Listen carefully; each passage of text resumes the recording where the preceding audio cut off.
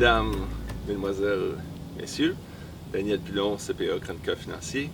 Bienvenue à cette capsule spéciale qui va vous expliquer pourquoi les gens sont tant endettés. D'ailleurs, le ratio dette-revenu n'a jamais été aussi haut. Depuis 2007, je pense que c'est passé autour de 145% à en haut de 180%. Donc, quelqu'un qui gagne, on va dire un couple qui gagne 100 000, il est rendu avec 180 000 de dette en moyenne au Canada. Ça n'arrête pas de monter.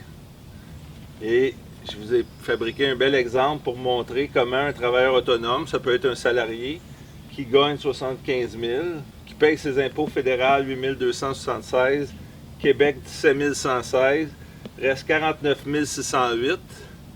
Quand on fait le tour des dépenses d'une personne normale, qui ne se prive pas, qui fait pas de folie, là, on parle pas de. Il n'y a pas de moto là-dedans, il n'y a pas de bateau, il n'y a pas des grandes folies, là, il y a juste un auto et une maison à rouler, puis son lui-même. Bien, on arrive à 71 700 de dépenses, donc déficit de 22 092. Regardons cela en détail. Bon, on va regarder les chiffres de budget par année. J'ai mis ça par catégorie parce que on dépense à plein d'endroits. C'est pas juste le paiement d'hypothèque et le gaz dans le char, hein? C'est surprenant quand on se met à éplucher les dépenses de consommation courante. Juste la maison peut coûter facilement 25 000 $. Êtes-vous fou, M. Pilon? 25 000 $? Ça me coûte 700 $ de loyer, un petit peu d'hydro. Ça me coûte même pas 10 000 $. Alors faites vos calculs! Je vous demandais un peu de respect, madame.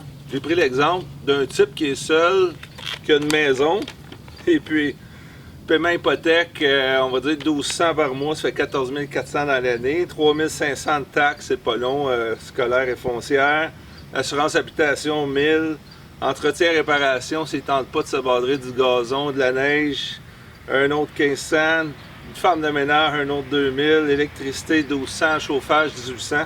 On est rendu à notre 25 000 passé. C'est pas long.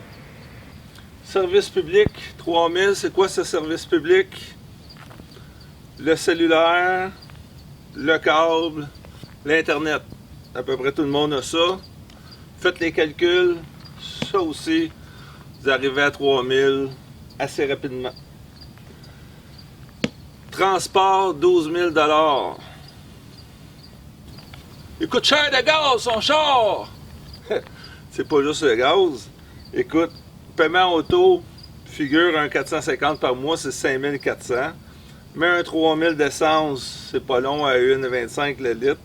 Immatriculation, 340 dans ces coins-là. L'entretien et réparation, il faut quand même budgéter, je dirais un 750, assez facile.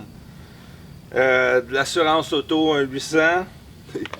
De payage au stationnement, dépendamment si on travaille en ville ou si tu restes à Vaudreuil, tu as le payage à 3 piastres et 10 aller, 3 piastres et 10 à revenir. Bref, j'ai fait un exemple. Il y en a pour qui certaines dépenses ne s'appliquent pas, mais il y en a pour qui ça s'applique. On est rendu près de notre 12 000 $ ici. Alimentation, 20 000 $. Voyons donc, M. Pilon, ça me coûte même pas 100 $ par semaine aller à l'épicerie. Où c'est que vous en allez avec ça, 20 000 $ pour une personne tout seul? Encore une fois, c'est pas long, madame. L'épicerie, quelqu'un qui se prive pas, on peut aller facilement autour de 8 000 dans l'année.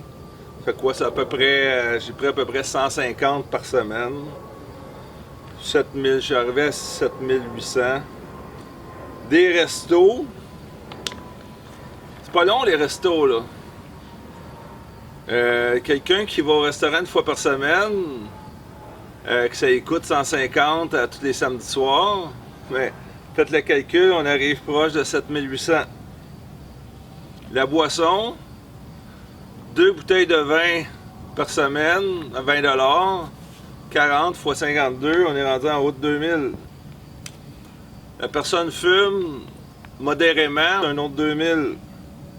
On est rendu à quoi? On frôle le 20 000 $.